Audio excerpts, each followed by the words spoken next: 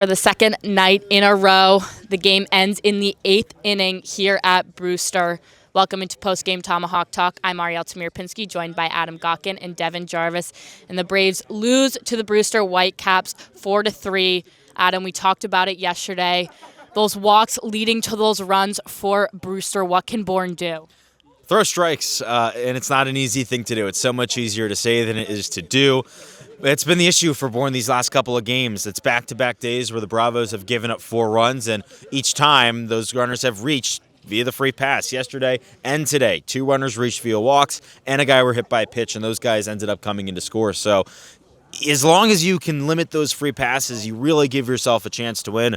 These Bourne pitchers have done a pretty good job of not allowing hits to multiply and hits to turn into rallies, but when they've allowed free passes, that's when things have kind of gone off the rails.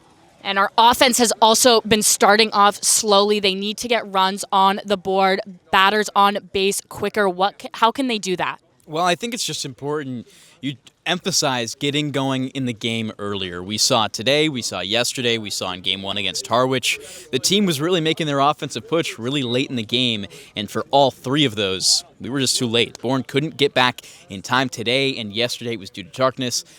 Against Harwich on Saturday, it was just they didn't have enough time in the game to do it. So you got to get that offense going earlier and make that an emphasis. They had the first lead today, but it dissipated right after in the bottom of the second. Just you got to get going earlier.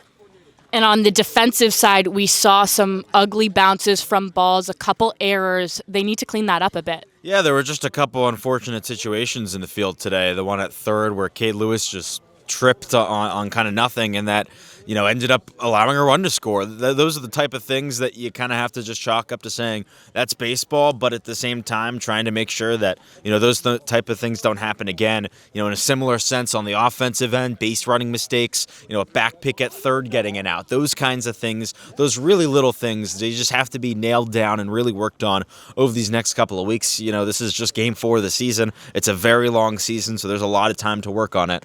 But there's just things that have to be fixed right now. Well, we'll see you back at home on Thursday versus Hyannis, but don't go anywhere. More post-game coverage coming up next. Ariel Tamir-Pinsky here with our beat reporter, Lyle Allenstein. Lyle, there were a couple calls in this game that didn't quite go the Braves' way. How could those have made a difference tonight? Yeah, Braden Holcomb got called on a back pick at third base. That was a pretty controversial call. That had the Bourne coaching staff kind of questioning it. He was on third. That's a runner in scoring position. Could have made a difference. And then there was a foul ball caught at first base when the Brewster Whitecaps were threatening, but apparently the ball was out of play. Not entirely sure what the read was on that one, but that could have given him an extra out. Gave Alex Valentine some help with them threatening, but overall could have made a difference.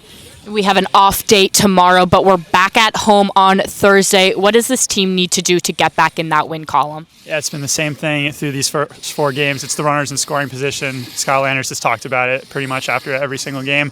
They left a bunch of guys on. You got to score more runs to the other team to win the game. Something they got to work on going forward. Thanks for joining me, Lyle.